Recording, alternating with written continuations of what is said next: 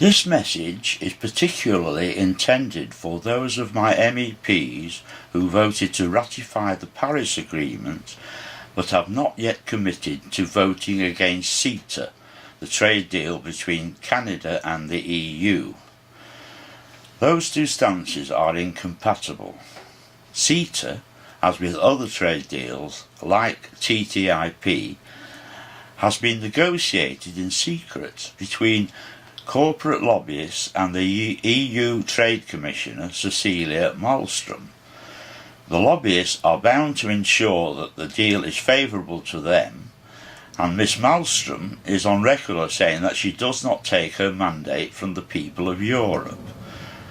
The worst aspects of CETA is the Investor State Dispute Service, ISDS, which, as you know, allows corporations to sue governments if they enact legislation which would adversely affect the profits of those corporations.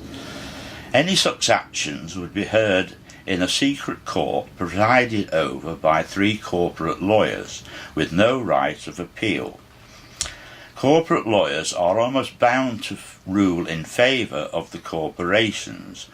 Not to do so might put them in jeopardy of losing future work. Another problem with ISDS is that many USA corporations have headquarters in Canada, allowing them also to sue. ISDS was used in bilateral trade deals with countries whose legal system was not as robust as ours, to prevent investments in those countries being taken over by foreign governments. No such problems exist between the EU and Canada. Also, any tariff barriers between the two countries are minimal. Past experience is that corporations have sued for vast amounts which governments would be bound to pay. But governments do not have any money, so the burden will be on the people who pay their taxes.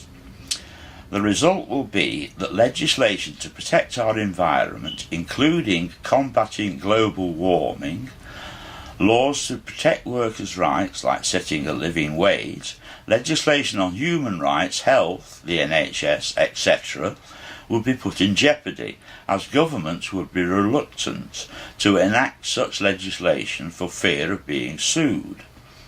This would mean that the profit of corporations would be more important than the future of planet Earth and the well-being of humanity.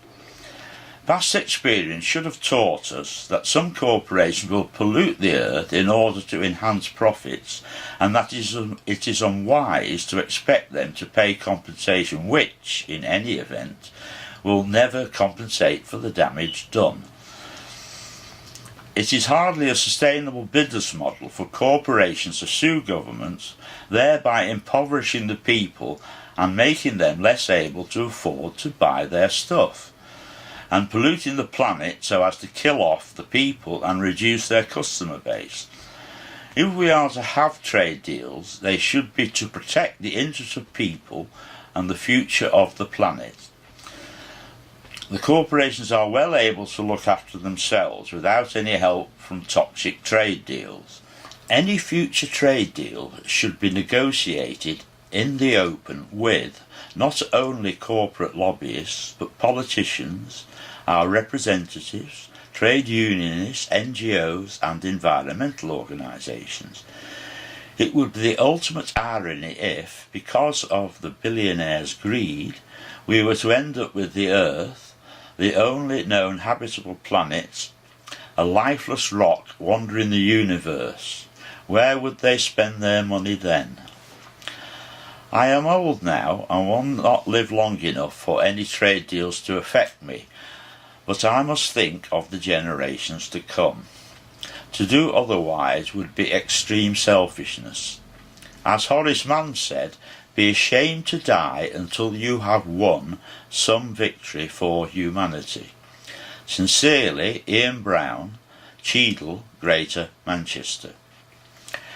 P.S. Apologies and thanks to any of my MEPs who have recently pledged to vote against CETA. And there's this.